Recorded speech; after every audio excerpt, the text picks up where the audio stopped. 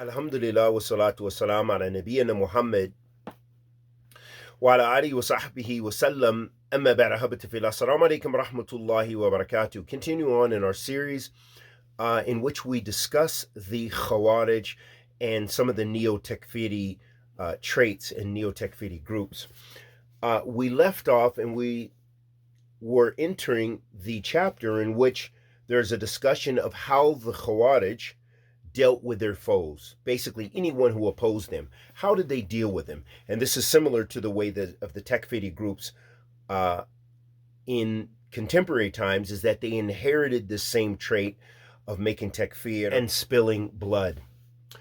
So there are numerous narrations by classical scholars from our Salafee-Jihaadee, Ridwanullahi alayhim, that recount the Khawaarij's treatment of the general Muslim population and how they separated themselves from them. They were known to plunder, pillage goods, take slaves and concubines from conquered Muslim peoples. In their eyes, the people were disbelievers and their blood, property, and wealth became lawful for them. And this is a basis for how the Khawaarij viewed their Muslim foes.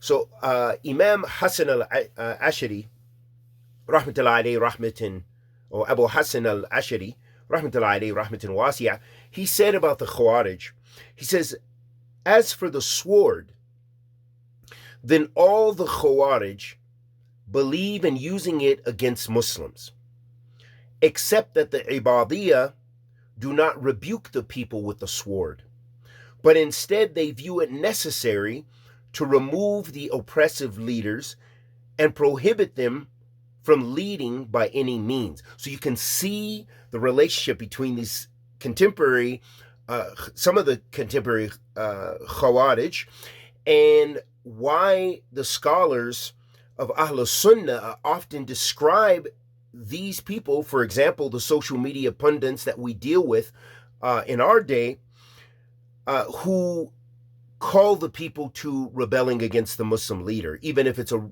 Fasiq Muslim leader, that this is still the methodology of the Khawaarij. It doesn't mean they have to be khalis from the Khawaarij, meaning that they have to be pure every single trait. Most people do not fit in categories and cannot be categorically classified in such a matter. So what we find from many of these contemporary Khariji groups and Khariji individuals is that they inherited some of the core principles of the Khawarij, and that is takfir and calling to khuruj against the Muslim rulers. Most of the Khawarij sects made it permissible to fight the general Muslim population and felt that it was an obligation to remove an oppressive leader. That was absolutely necessary with almost all the Khawarij sects. Another issue that arises or stems from this issue is that aside from just making takfir of the general Muslim population, most of the Khawarij sects, they viewed anyone who opposed them, the land that they resided in was classified as DAR Al-HARB, meaning the land of warfare. So to the Khawarij, those Muslims who disagreed with them became disbelievers, and their land became Dar al-Harb. And this is what we find from the contemporary groups like ISIS especially. Dar al-Harb refers to a non-Muslim land where there is no truce with a Muslim land. The Khawarij believed it was obligatory to fight and subdue this land and its occupants. According to the Khawarij, a Muslim land can change to a disbelieving land if the major sins became apparent, even if it was controlled by Muslims and Islamic law is implemented. And what is fascinating here is that when we look at some of these contemporary Takfiri pundits, that they will say, this is something that used to happen in the 90s. For example, you would have Faisal Jamaica or Abu Hamza Misri making fatwa saying it's not permissible to make Hajj. Some of these guys would even say it's impermissible to make Hajj. Why? Because they said you weren't in safety and you're making Hajj in this disbelieving land. The leader is no longer a Muslim, and therefore you're not safe, and so forth. And this, negates one of the conditions for Hajj. So it shows you how extremism can distort a person's perception to such an extent that they believe that commanding the good is actually commanding the evil. And that's exactly what the Khawaarij have always been upon. So according to the Khawaarij, a Muslim land can change to a disbelieving land if the major sins became apparent. And that's why we have a lot of these guys now calling for khuruj against Muslim leaders, saying, hey, in Dubai they have this, in the Emirates they have this, Saudi Arabia is celebrating this now. Disbelievers, Dar al-HARB. This is the way, this is the perception for some of the more extreme Takfeeri pundits. However, there are those who have gradations less than that, meaning they are not as extreme as that. They're still Takfiris. They're still Mubtadi'ah in the view as from a Sharia perspective. However, their deviancy and their call for bloodshed may not always be as apparent as it is with some of the Takfiris.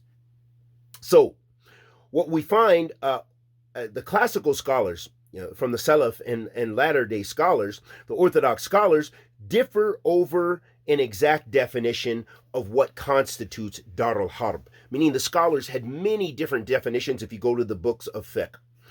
However, in the course of my research, I attempted to highlight some of the most inclusive definitions and characteristics of the term, or what is referred to as Dar al-HARB. So according to most religious jurists, Dar al-Islam is the land where majority of the inhabitants are Muslim, and they are safe to practice their religion. Whereas some scholars like Ibn Taymiyyah and Ibn al-Qayyim say that it is the land where Muslims reside and the laws of Islam are applied. Dar al-Kufr is the land where most of the laws are un-Islamic, and the ruler presiding over the land is a disbeliever. The third and final category is Dar al-HARB, which refers to the land of disbelief, where there is no treaty or agreement with the Muslims.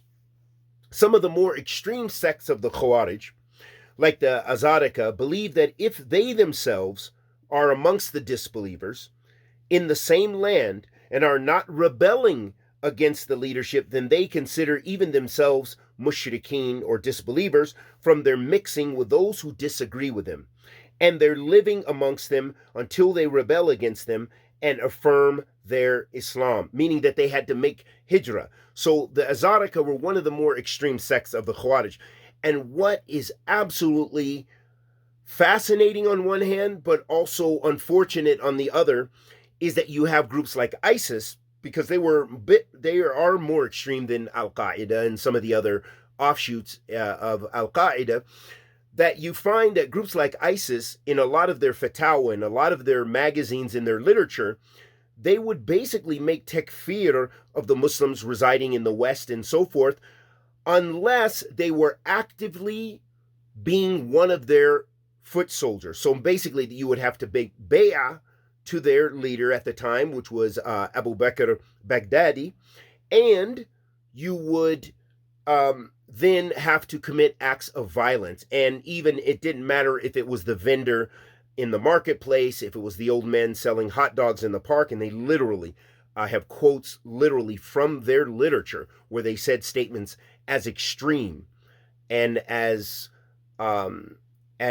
dangerous and as horrible and horrific as that in committing violence. Children, everyone was a target, whether you use a van, whether you use a car, whether it's a drive-by with weapons, whether it's explosive devices, they use whatever means, and that was a way of showing the authenticity of your Islam. So that's something that's very important for us to understand, is the Khawarij really practice you're with us or against us. They really practice those tenets to such an extent that even if they resided, meaning the Azarika especially, as a sect that they felt that they would make takfir of themselves if they are not actively fighting against the leader in the land they resided in, or until they made hijrah. Then that would affirm their Islam.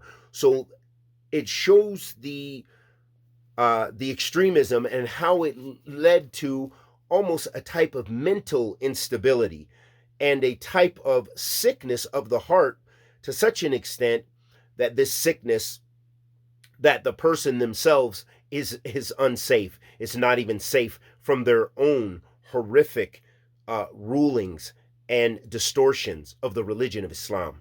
Ibn al-Jawzi, rahmatullahi alayhi rahmatan wasi'a, he recorded a statement of some of the Azarika sect, which is as follows: we are mushrikeen, polytheist, as long as we stay in Dar al-Shirk, the land of polytheism. So when we leave, we will be Muslims. Subhanallah. This is to the extent, and do not think these are just gross distortions. There are people who actually, in our time, in contemporary times, have this aqidah and have this methodology.